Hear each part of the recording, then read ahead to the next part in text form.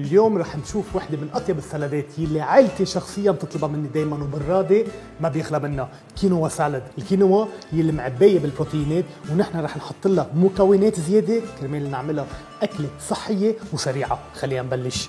بنبلش ب 200 جرام من تراي كولر كينوا متعدد الالوان، بنحطهم ب 450 مليلتر من المي المغليه بهذا الشكل. اكيد الكينوا غسلناه قبل ما نحطه بالمي المغليه. بنزيد ملعقه صغيره من الملح، ننطر بين 12 وال 15 دقيقه لكن تستوي الكينوا. بنبلش ب 100 جرام من الجزر، بنقص من الميلتين بالنص بهذا الشكل. بنرجع قد ما فينا ما بنهدر من هذا الجزر، بنقصها بهذا الشكل، بننيمها على بطنها.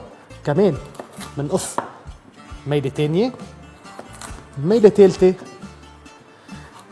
وميله رابعه لحتى نعملها شبه مربع. نرجع بنبلش نقص بلانكس بهيدا الشكل. خلوا اصابعنا هي عم تتحكم بالسماكه. بنبلش نقص البلانكس الستريبس بهيدا الرفع، بنحطهم كلهم حد بعضهم ستريبس.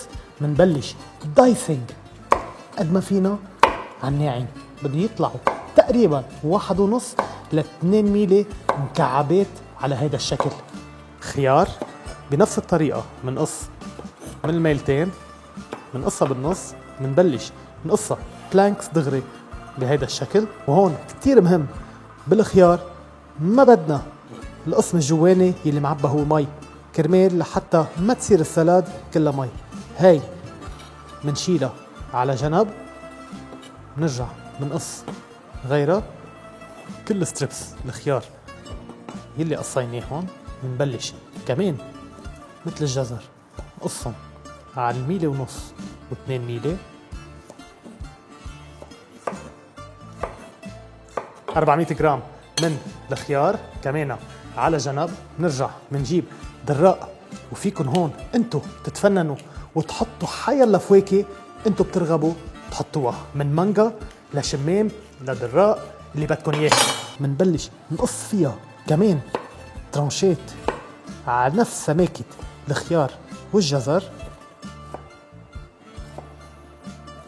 وهلا بنكون خلصنا النكتارين كمان دايست مثل الجزر والخيار. 250 جرام من السلري بنقص بالنص، بنرجع كمان بهالطريقة بالنص. بنطفي تحت الكينوا وشوفوا من بعد 12 دقيقة كيف صار حجمها مرتين أكتر من ما بلشنا فيها. بنحطها بوعاء مثل هيدا.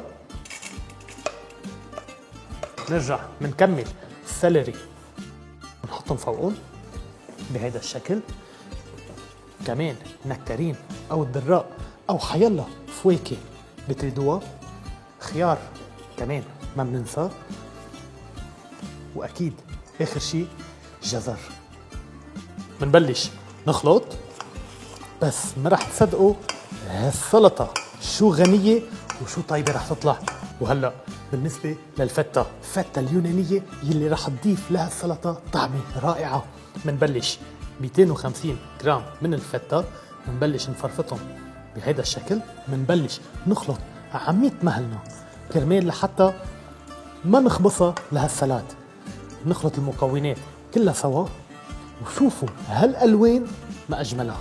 ولا لصوص فينيغريت كتير هينة، حامض، عسل، شوية بردقان وزيت. بنبلش 50 جرام من الحامض، عصرة من البردقان بهيدا الشكل، 5 جرامات من العسل. بنبلش خلط بهيدا الشكل بس لحتى نأكد انه العسل داب مع هالسوائل. بنبلش نزيد الزيت شوي شوي بشكل خيط. وشوفوا كيف هالفينيغريت بلش تشد وقت نكون عم نخلط بهيدا الشكل، وزيت عم ننزله بشكل خيط لحتى اخر شي يطلع معنا شي مثل هيدا. بنزيد الكمية كلها فوق الخليط. خلوا تقريبا شي ملعقتين كبار من هالصوص يلي حضرناها على جنب كرمال بعدين نقدر نزين فيها. وبنخلط كمان على الخفيف كرمال ما نخبص السلاد. ونوزع هالصوص الرائعة فيها كلها.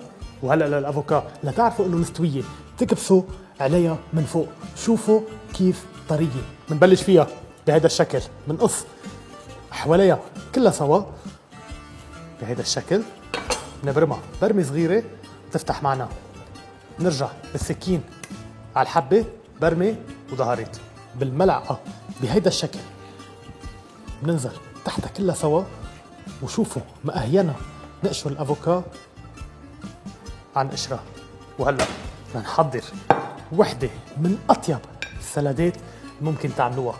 بناخد خليط الكينوا مع الخضرة والفواكه يلي حضرناها، بنحطها بقلب القالب مثل هيدا للحظة يلي كلنا ناطرينها.